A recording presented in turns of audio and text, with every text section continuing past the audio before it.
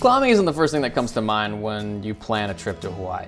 You're probably thinking of the coast, the beaches, some sunset surfing, maybe the iconic waves of the North Shore. Maybe you're gonna grab some world-famous Matsumoto shaved ice, check out some sea turtles. And that all makes sense because there is no climbing in Hawaii. Or at least that's the local joke. And it's because Hawaii is not your typical climbing destination. It's got a lot of issues with ethical access, and there isn't much information. So being two clueless Canadians, we decided to reach out to a local organization that deals with these kind of access issues to see what we should know, and so you can know as well before you go. So Kanaka Climbers, our org, focuses on making sure that people know before they go. Rock, what we're all climbing, is pohaku. Pohaku is considered sacred to all Hawaiians. It's a foundational element. When people pass away, our beliefs is that their mana, their like good spirit, the things that they have kind of brought on in their life, stays within the land or the pohaku. If someone wants to come in and climb on something like that, the Hawaiians, the local government, all would be very upset. A lot of people that are coming from other countries or the continental US, their cultural resources are treated very differently than our cultural resources are.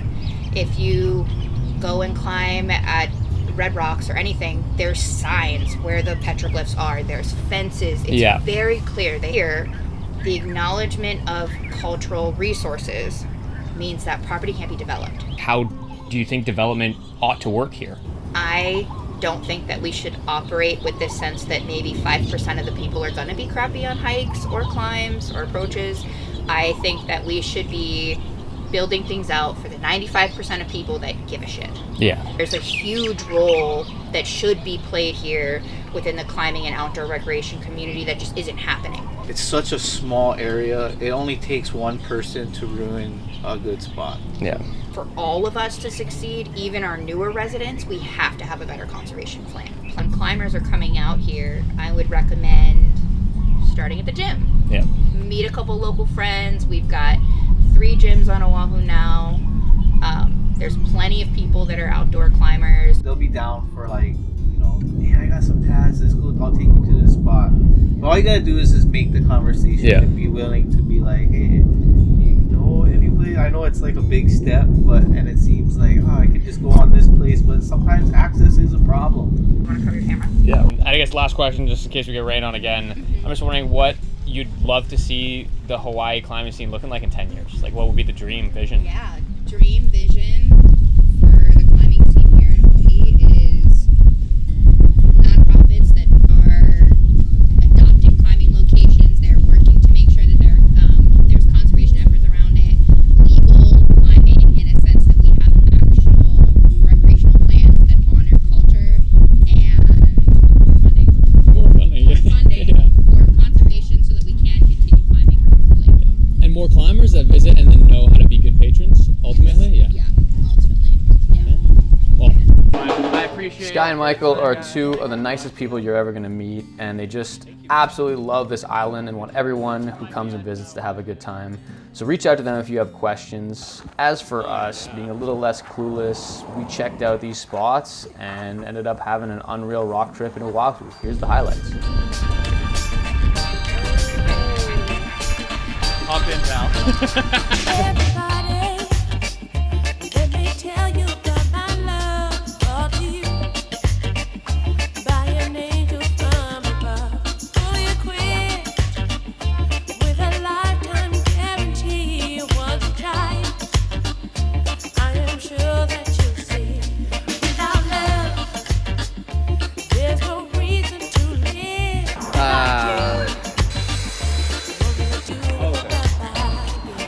Maybe you shouldn't rent a Mustang. No deductible. No deductible.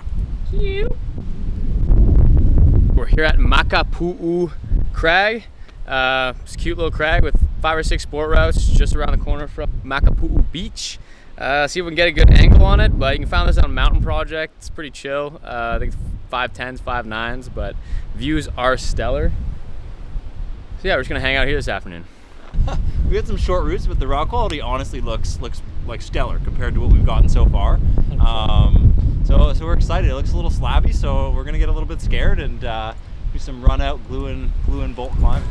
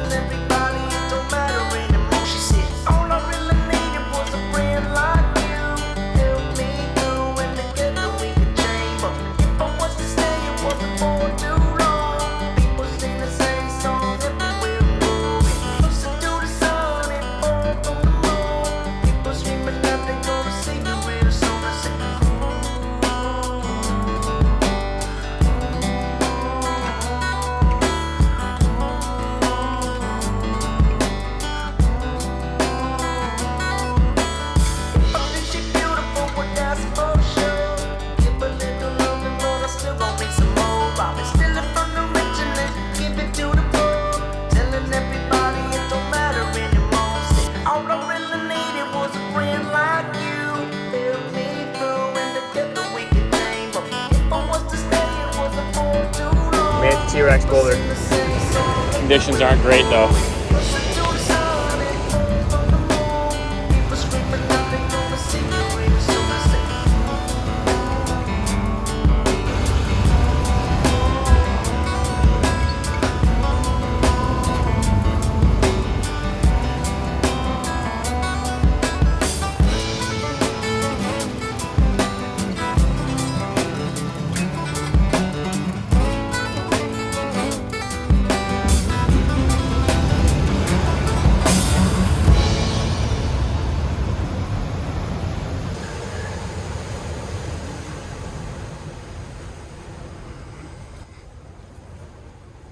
Ooh.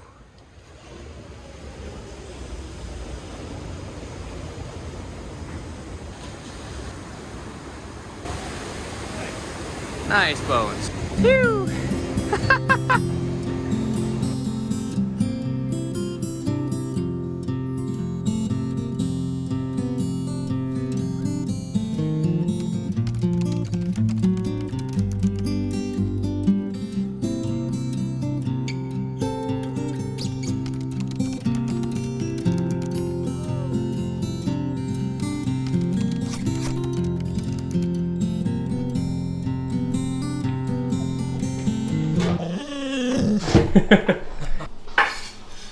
What's it like living on the North Shore, Oahu? Is it all it's cracked up to be? It's all surf, pretty much. If you like surfing, you're gonna love it. If you don't like surfing, well, I mean, it's quiet. Like, everyone out here is for surfing. Everyone lives, a lot of people who live here are just here for 6 months or so. Talk to me about earning your spot on Pipeline. Bottom of the totem pole at Pike. It takes a long time. I mean, there's guys who have been surfing that way for 20 plus years, know that wave like the back of their hand. Yeah, I still am waiting to get the really good, clean wave there, but yeah, it'll come. Do you think that's an extension of how it is in Hawaii in general?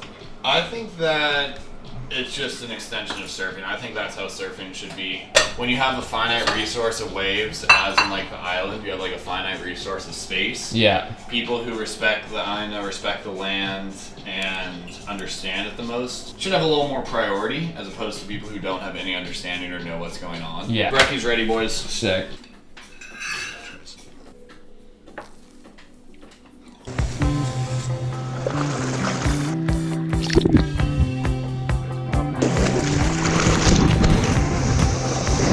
Pow, pow! Yeah! So cool. Alright, so that's the end of the morning surf. I'm gonna go home, make some food, and then hit Mokulēia. Let's go.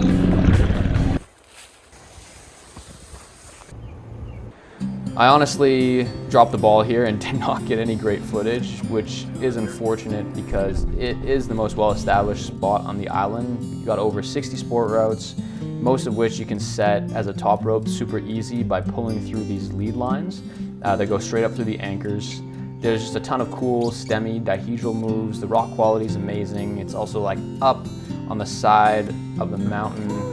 You get to see the 7-mile stretch of heaven. We also got the most unreal double rainbow. This is all on Mountain Project. This one's a no-brainer. Check it out.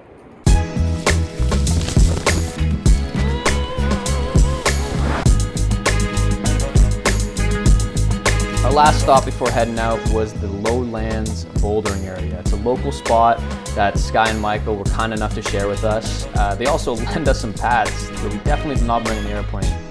Here's Adam coming across a V5-ish traverse. The spot is pretty deep in the jungle. Definitely bring bug spray. You're gonna want it.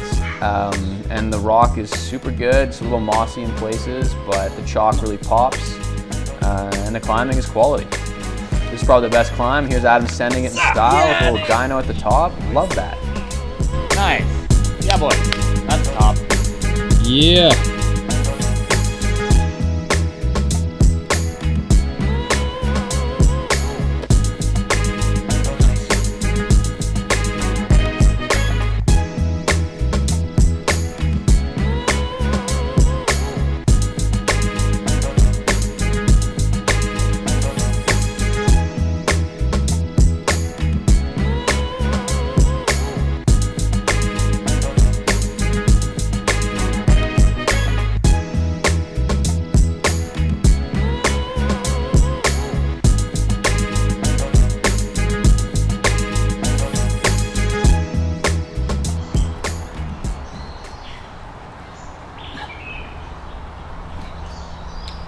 Matt, in a sec, you'll want to kind of move all the frame there.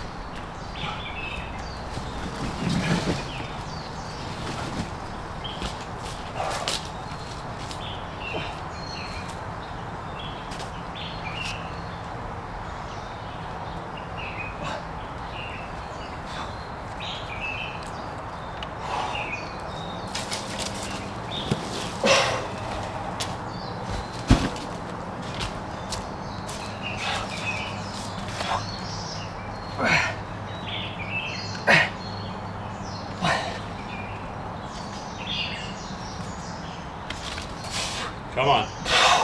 Nice.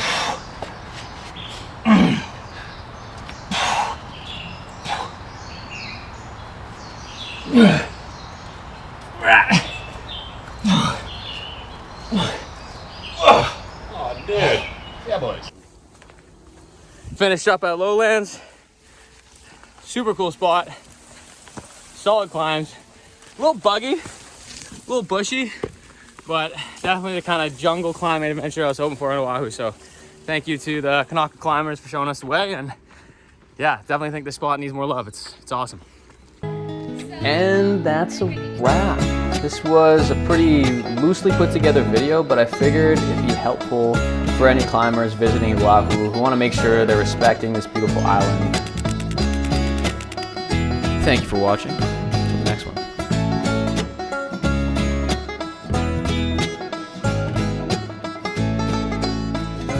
In my dreams, I'm dancing with a gypsy woman who up and left me on a cold gray morning.